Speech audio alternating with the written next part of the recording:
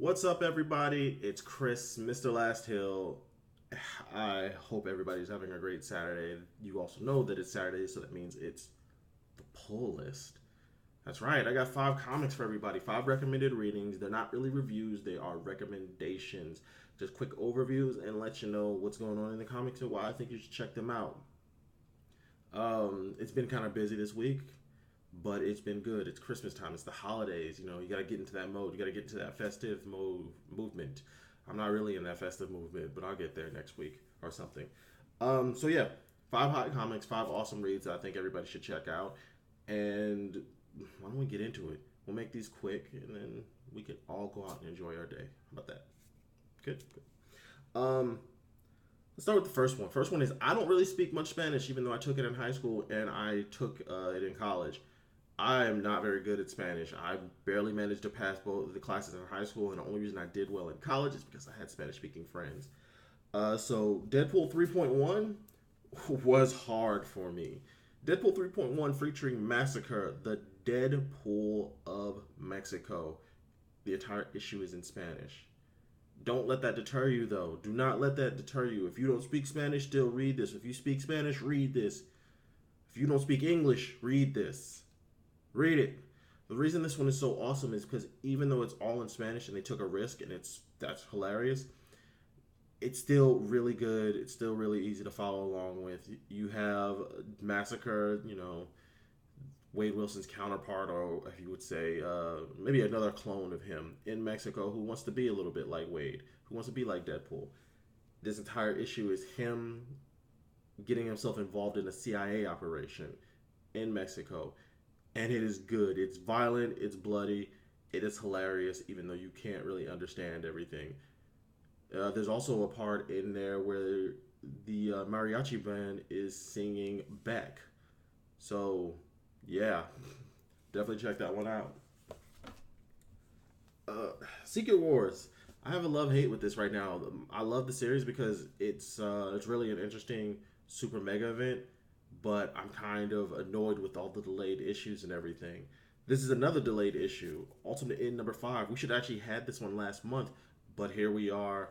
We have it now, and it was actually really, really good. Ultimate End number 5 is the end of the Ultimate Universe, the end of the Ultimate comic lines. We no longer have that. From what I'm understanding, the Ultimate Universe may still survive, but you don't have any more of those comics. So this is really good. This is a really, really, really solid read. Um, this one isn't really meant for people who want big action like you normally get out of Ultimate Universe. This is hitting you in the heart. So if you are the type of person who wants to have like a good emotional ending for these characters, you're in the right place because when you read this one and you go through everything, you're like, oh my god, you're touched.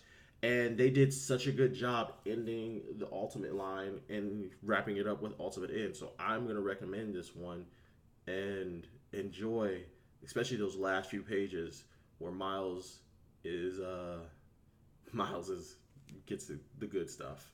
Trust me on that. Dark superheroes are for me. I feel like a lot of time people try too hard with them. But with this one, with Squadron Supreme number 1 in this book, I feel like Marvel kind of got it right. They kind of really hit the nail on the head. You got the Squadron Supreme. You have the 6 heroes from worlds who are all lost. Their worlds are gone. They're destroyed. They're no more. They can't go home. So now they're taking this Earth, and they're saying, "This is my home.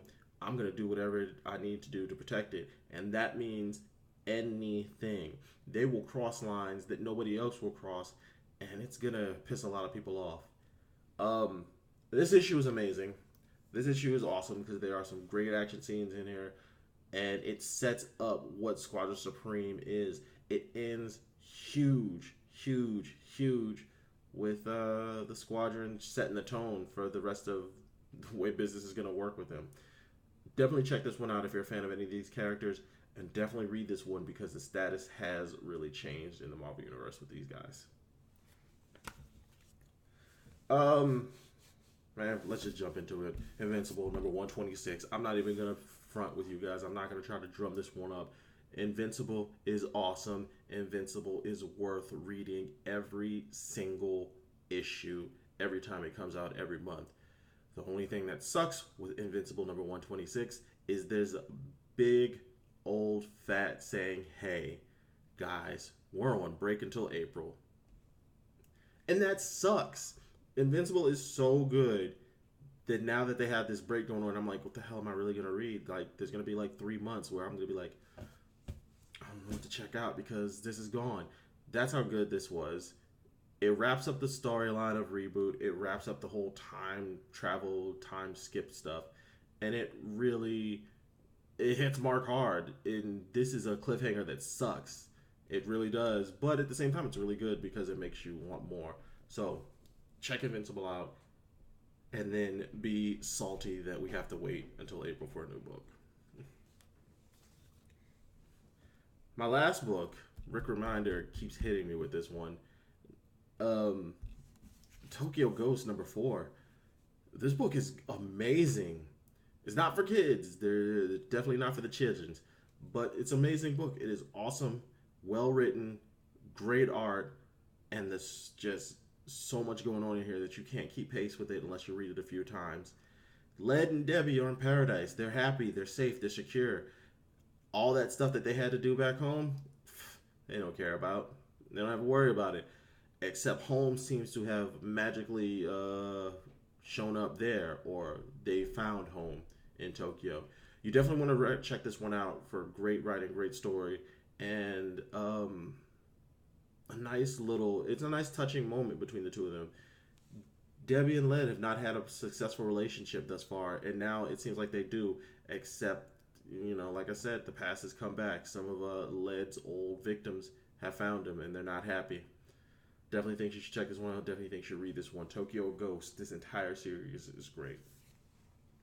So again, those are my 5. Those are awesome books that I think you should check out this week. I'm still, like I said, I keep telling you I'm working on this, but I have plans. I have some interesting stuff for you guys in the future that I really think that you are going to enjoy.